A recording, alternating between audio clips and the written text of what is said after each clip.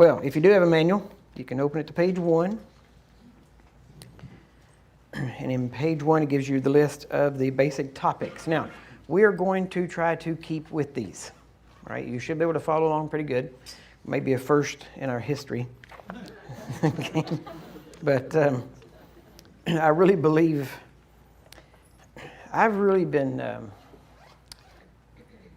that these meetings are, I don't want to say special, but there is something about them that is going to cause some things even in the spirit realm.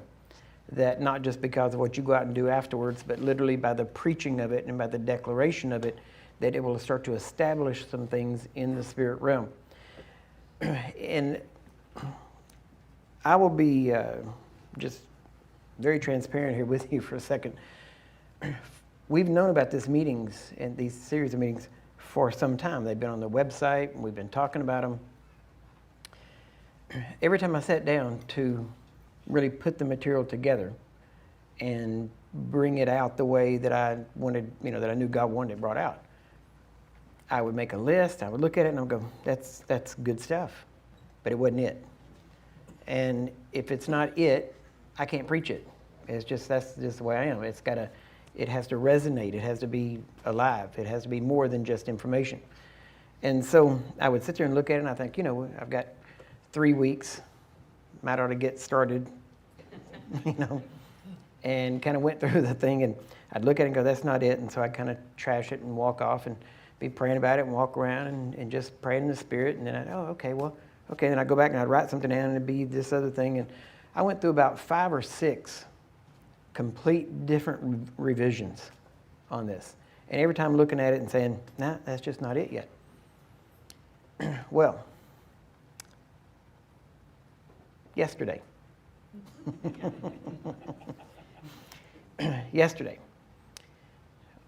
didn't come into the office, stayed at home, sat down and said, God, tomorrow the meeting starts.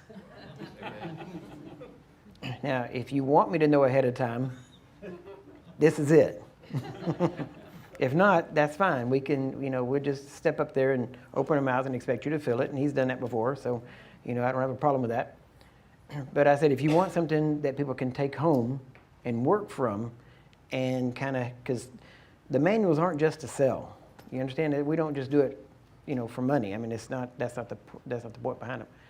The manuals are to give you something that you can go home and study out, and hopefully it keeps you moving in the direction. And so I sat down and started writing. And in 3 hours, put together an 80-page manual. And when I got done, that was it. It's kind of like, it wasn't just because I felt like it has to be it, because I could have stayed up till midnight and, wrote 3 more probably, 3 more revisions if I had to.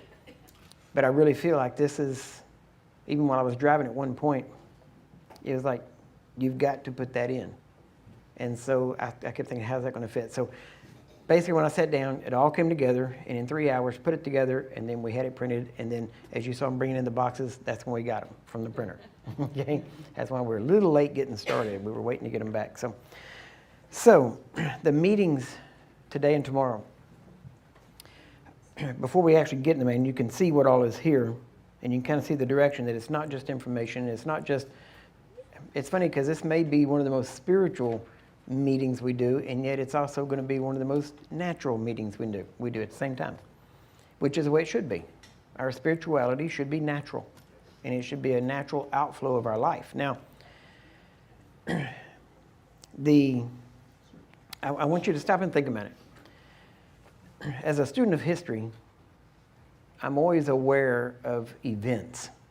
And you always look at certain events and you think, and even I think in the first page, if you want to go to page 2.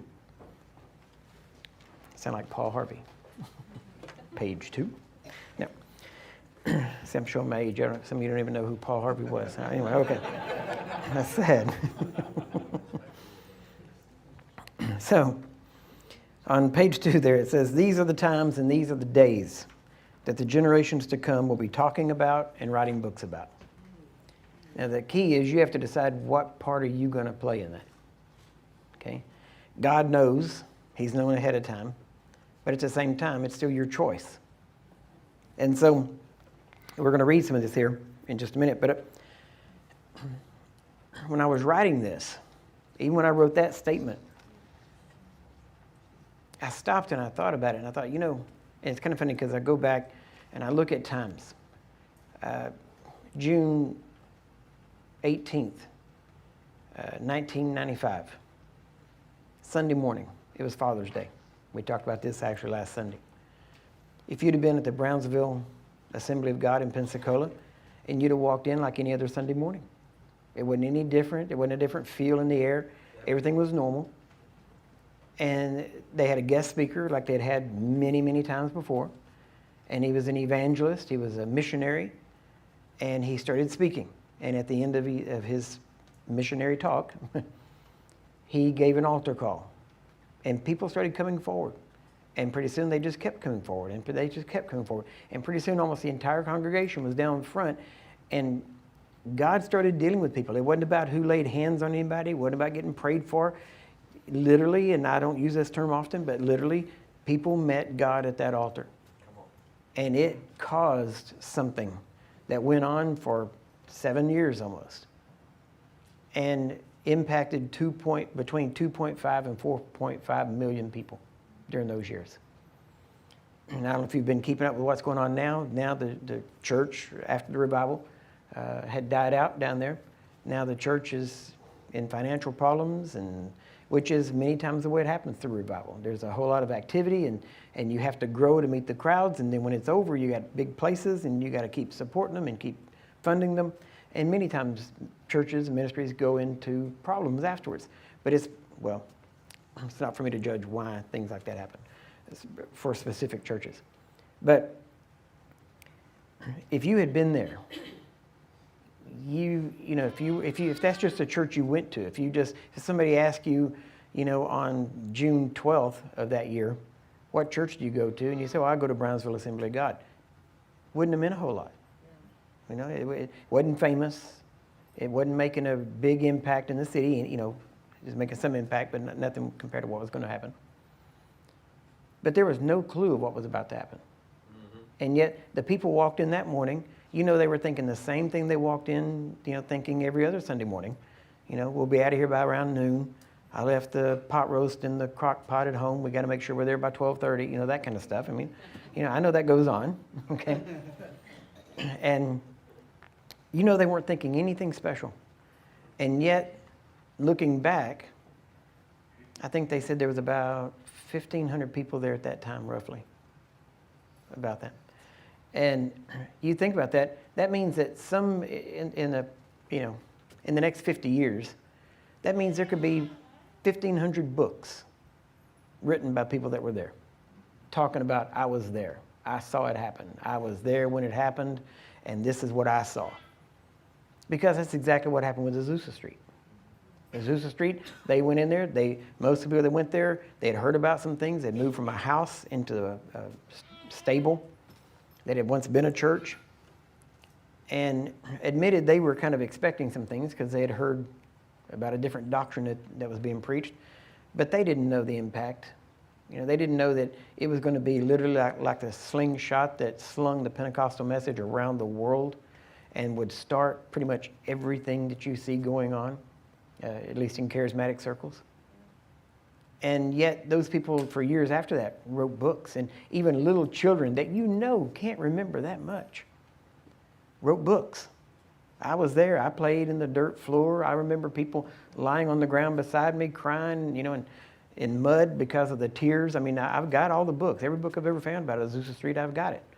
And they were all talking about it. And now they're even collecting books about people that were there that knew somebody that was there and the stories that they heard. So, I'm cognizant of beginnings. And I recognize that, as they would say, don't despise the day of small beginnings because things grow. And when I notice things, I don't ever look at necessarily, I look at how it began, but I don't judge the beginning of it because I know the beginning is not the ending.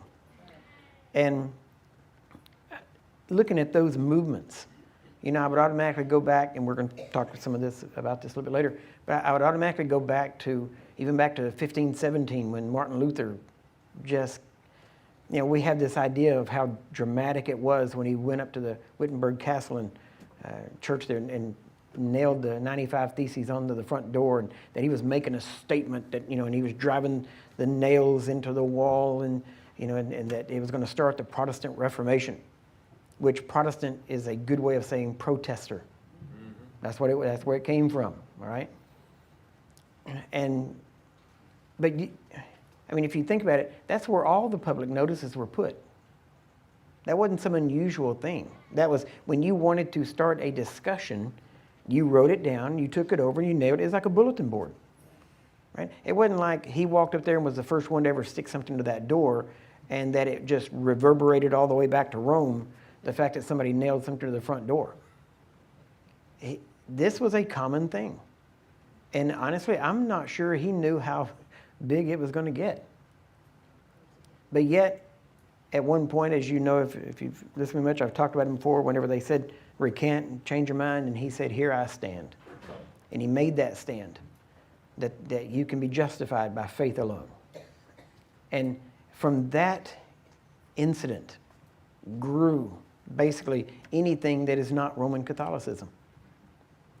And so you go back and you look at some of these beginnings, and so I just kept thinking about it, even as I was writing this. I sat down and I'm thinking about this, and I'm going back and I thought, can you imagine what it would have been like in Jesus' day?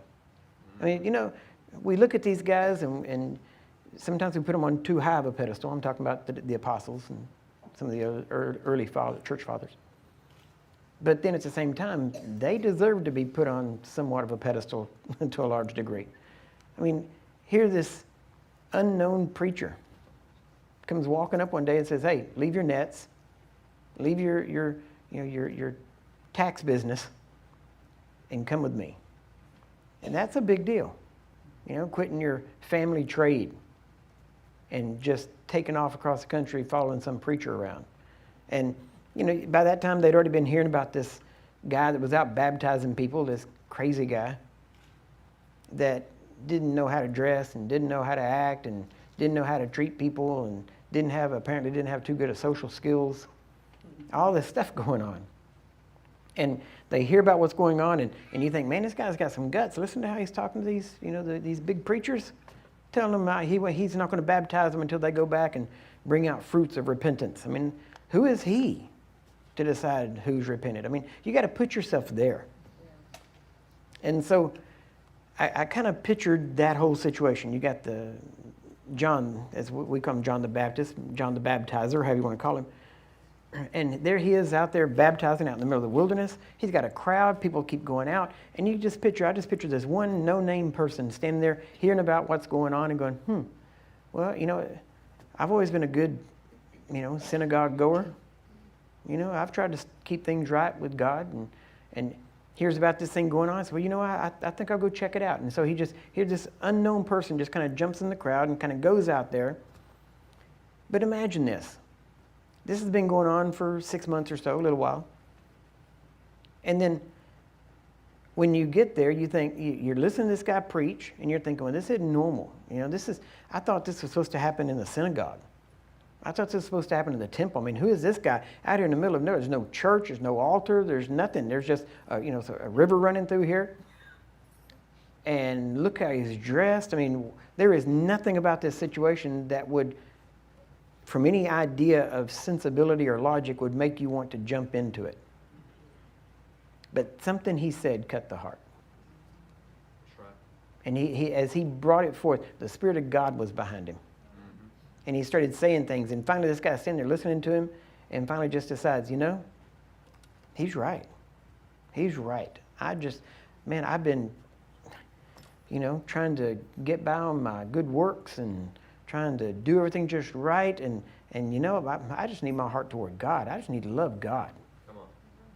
And so he finally gets in the line of people that's going down to the river to get baptized, and he gets closer and he gets closer and he gets closer, and it doesn't take real long to just baptize somebody.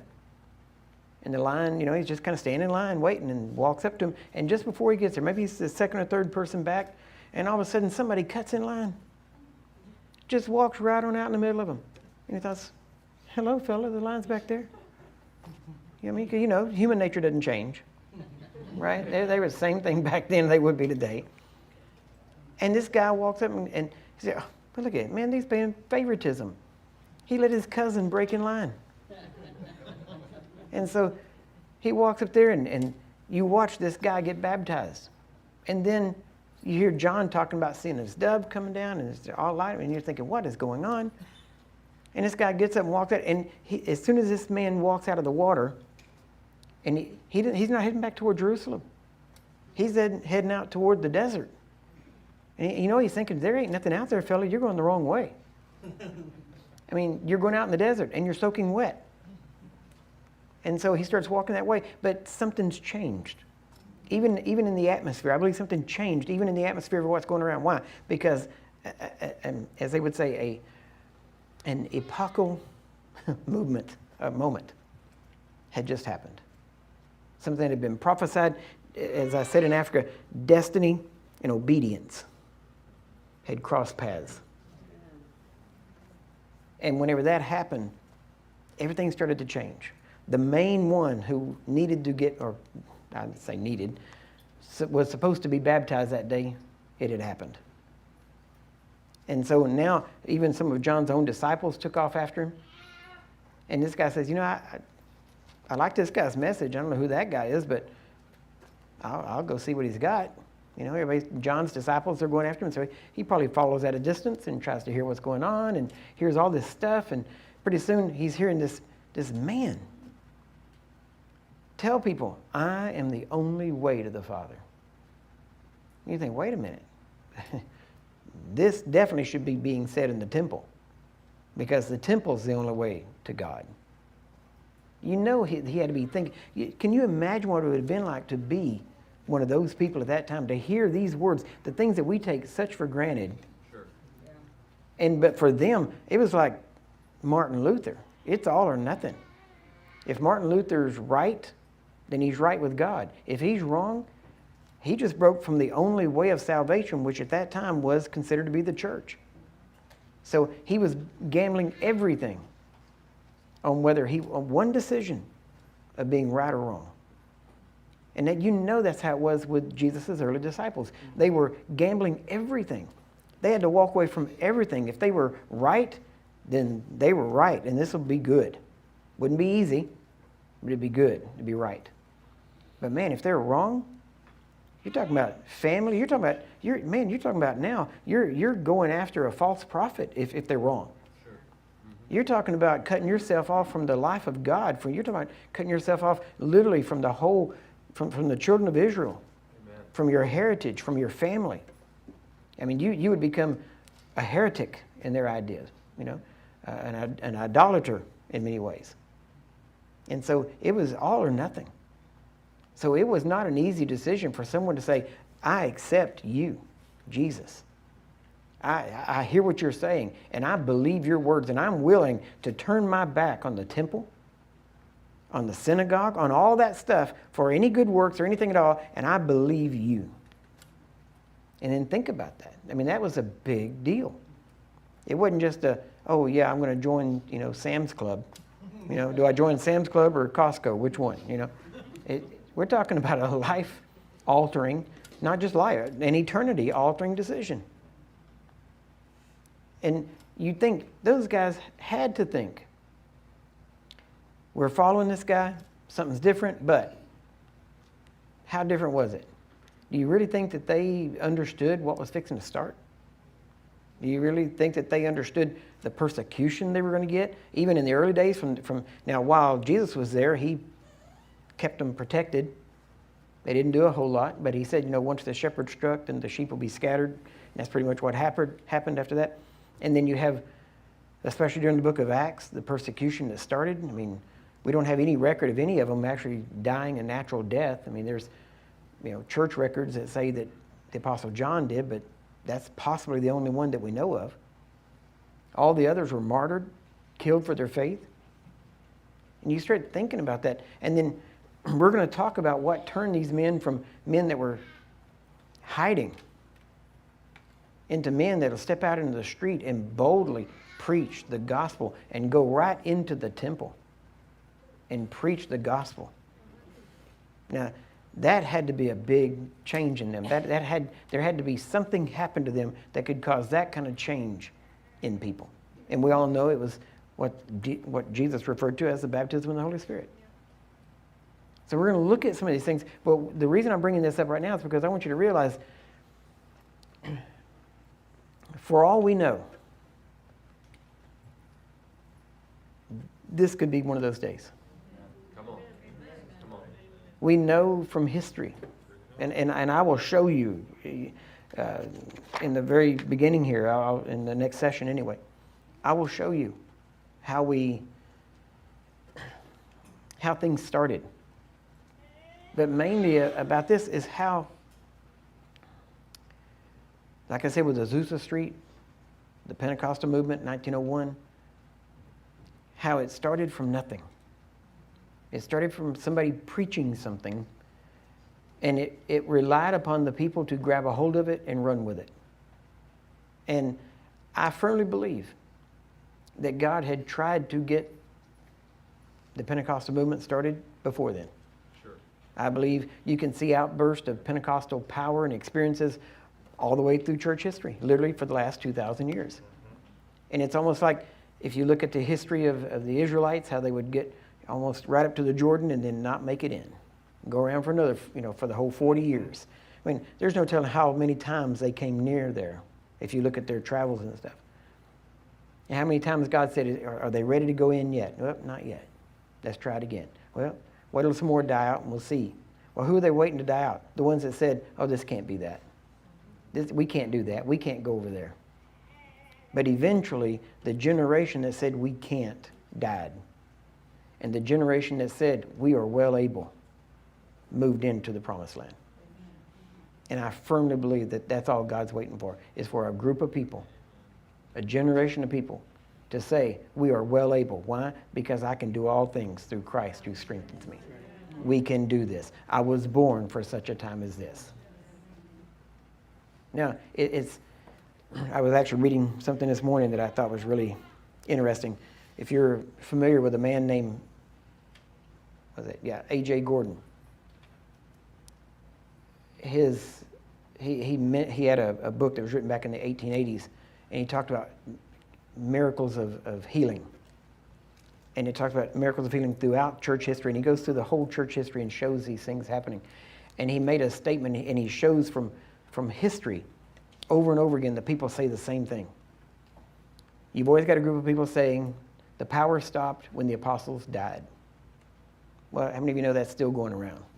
There's still people out there saying the same thing. And yet, throughout history, every time somebody said that, somebody on the other side of that would say, where you find faith, you find miracles.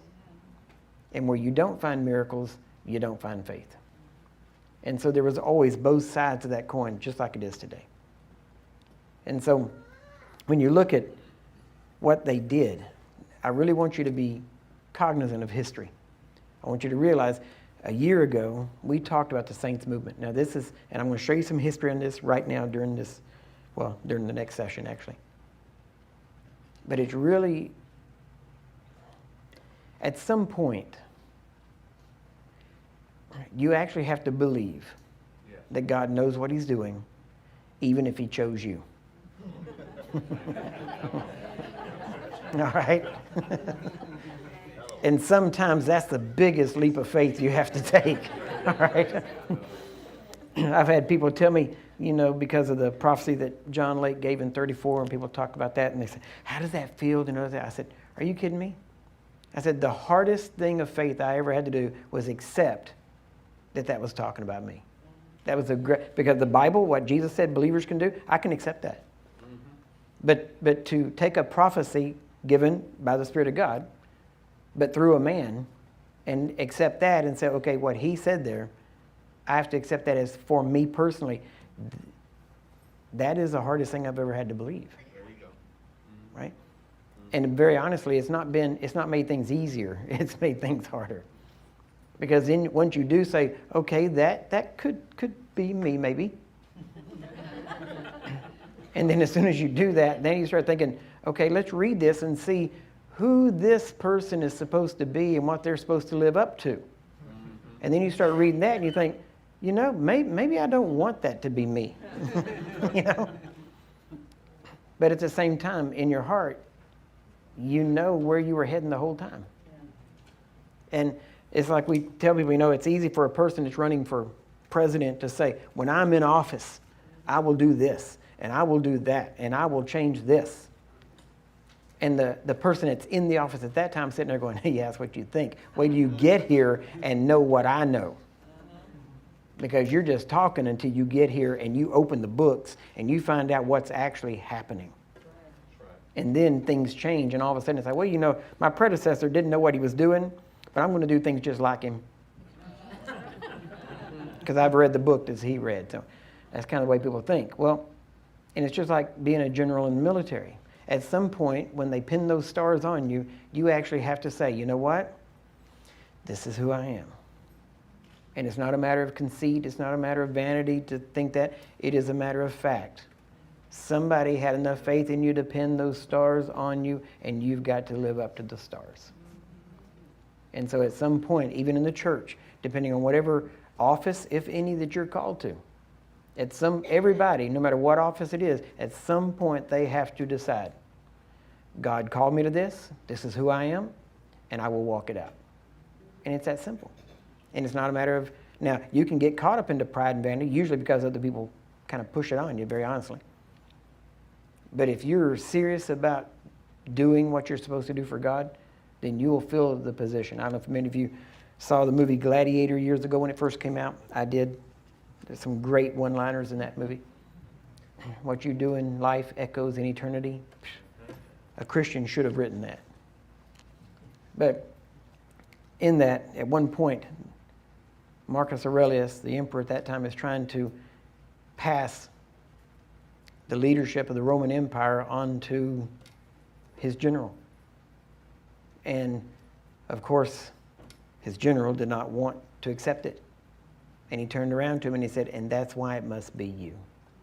Why? Because you will not use it wrongly. You'll do what needs to be done. You're not going after it. Usually, this is, you know, if you want to live, you got to die. If you want to prosper, you got to give. If you want to be exalted, you got to humble yourself. That's the way it is. That's the way the kingdom works. Yes. It's not the way the earth works. It's the way the kingdom works. That's why one of the first things you look for is find the person that doesn't want the job. Right? The ones that want it the most are usually not the ones best suited for it. So you have to look at these things as a matter of history. I believe with all my heart that a year ago, almost a year ago now, whenever we stood at the conference and we started talking about it, there was nothing. I had not been contacted by, you know, ministries around the world saying, Curry, you've got to stand up and declare the Saints movement beginning. Nobody had said that. If I had contacted anybody and asked them, they'd have probably said, well, it needs to be declared, but who are you to declare it? You know, we're going to declare it. Something. All I knew was, I knew by the Spirit of God that I was supposed to declare it. Because it needs to start. Right? Now, we're going to talk about that again, and I'm going to go into some details. I've got to send you to break here, but I just want you to realize, whether you know it or not, every day is a day of history. Tomorrow, today will be history. What kind of day of history is up to us. It really is up to us how much we want to walk with God. And the more you walk with God, the more of a day of history it'll be. But I will tell you this, your plans for your life may be drastically altered by this series of meetings, right? But it's all dependent on how much to heart you take the will and the plan of God, and how much, literally, you can forget about yourself and look at God's will and God's plan and decide this must be done. And when you do that, you won't think about who's doing it. You'll just get busy. And so that's what this week is about. Amen? So let's take a quick break. I'll give you a chance to run now and leave if you're scared. But, okay. But we'll be back in just a few minutes. Pick this up.